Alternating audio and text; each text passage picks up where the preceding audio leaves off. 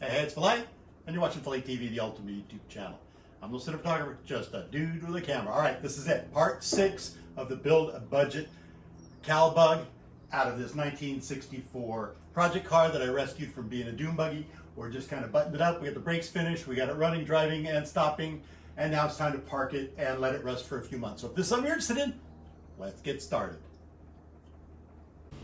Okay, here it is. After just 2 short weeks, the 1964 budget CalBug build is a driver.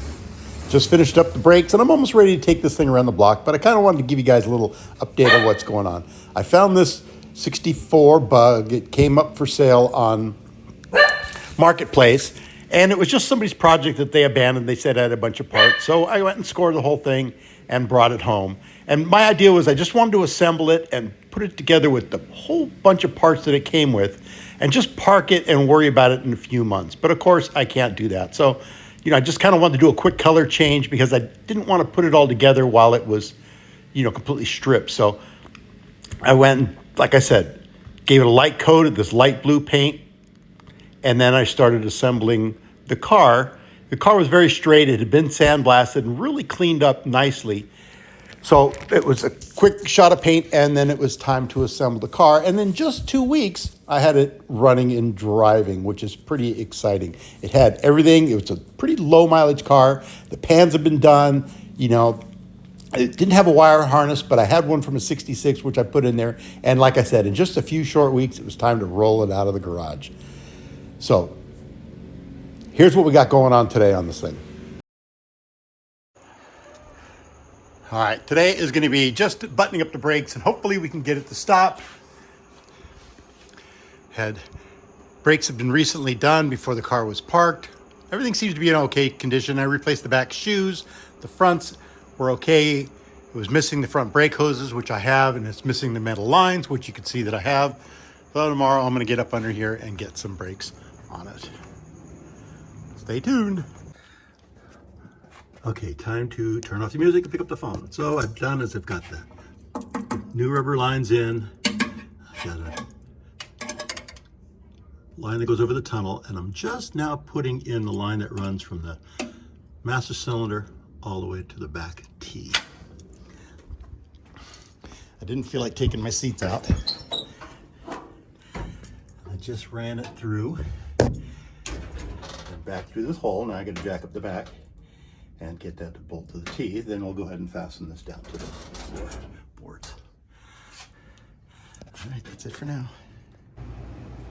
Okay, just in case I need this footage, this is the inside of the wheel wells. As you can see, quite nice. Spring plate. Just did the back brakes. Transmission is in there. We have a few spider webs, but I just killed a huge black widow. Tranny's pretty clean. That's just black undercoating or whatever. Let's see the shot underneath.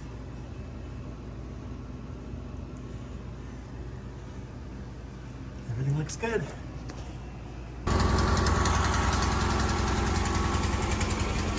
And as you can see, I've got it running pretty good. It's got a really bad exhaust leak. It's got a just single quiet muffler that I got, but it's got a huge 3-inch crack on the elbow, so that's that popping noise you hear. But all in all, I'm pretty pleased with the car. It runs, it drives, it stops. Now I'm just going to park it and forget about it, because as you can see, I've got plenty of projects laying around. My Puma's on its way back from the shop. I'll be bringing it home tomorrow. It's actually at my friend's house, but we've been doing a few things to it. I'm going to be bringing it back tomorrow, so I'm a little bit hurting for space. So the buggy's going back in the garage. The 64 is going to be parked behind the shop, and I'm going to get playing with my yellow 63 rag. So, all right, now it's time to drive this thing to the back. I've gone around the block getting it ready, and I've had some problems with the shifter, but let's give it a try.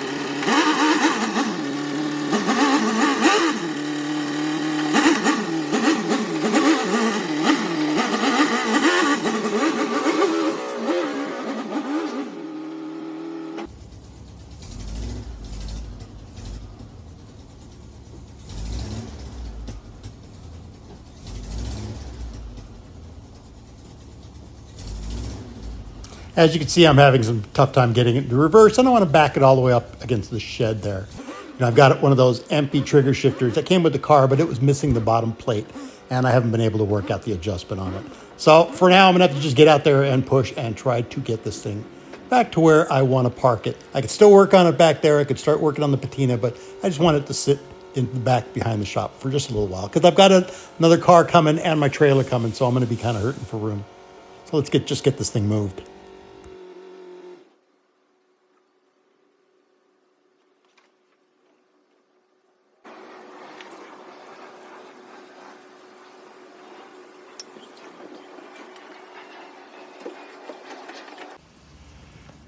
Okay, and there it is for safekeeping. Let's just take one more little look at how nice this is in the sun.